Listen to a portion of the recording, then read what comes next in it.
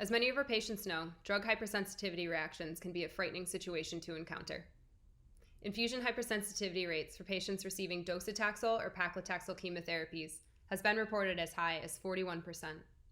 In early 2022, a multidisciplinary group collaborated on an evidence-based practice project which proved a 3-step titration on these drugs lowers the risk for hypersensitivity reactions.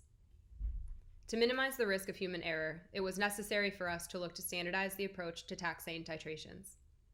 After standardizing and implementing this practice change throughout the Institute, we then collected and analyzed data from 999 standardized taxane titration infusions to evaluate the titration's impact on patient hypersensitivity reactions, as well as sustainability of practice. The hypersensitivity reaction probability rate for those titrated has dropped down to 6%. We also now see a larger amount of lower-grade hypersensitivity reactions, which allows us to successfully rechallenge the remaining dose of the drug the same day in 98% of our patients.